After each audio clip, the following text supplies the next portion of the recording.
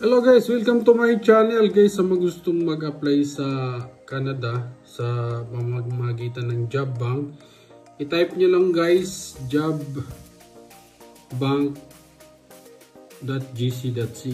Yan na po yung lalabas guys. Yan na po yun. Click nyo lang at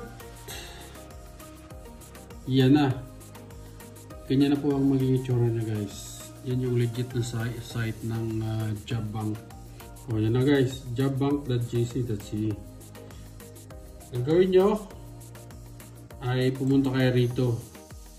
I-type nyo lang farm worker. Ito na. Tapos location.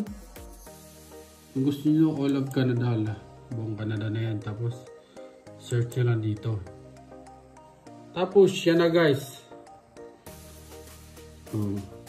Yan na. Ganyan na magiging resulta niya guys. Worker farm nakalagay. Vegetable farm worker. Yan. Grain farm worker. Farm worker. Yan. Marami po yan guys. Mamimili na lang kayo. Ngayon, halimbawa may napili na kayo. Ito.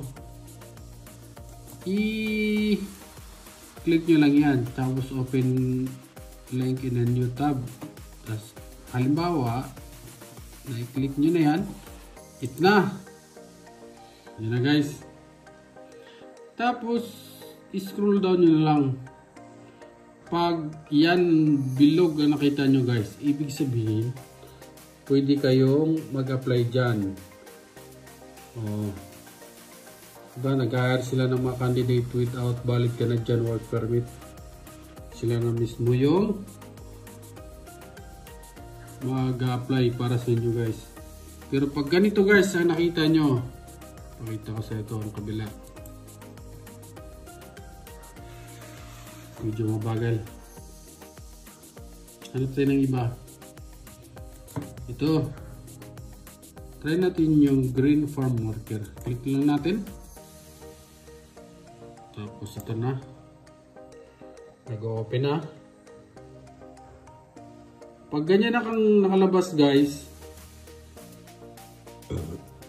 huwag kayo mag-apply dyan. Kasi hindi yan sila nag-accept o nag-respond ng mga application ng mga foreign worker.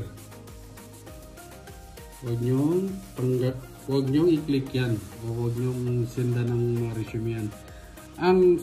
Padalhan nyo ng resume yung mga ganito guys.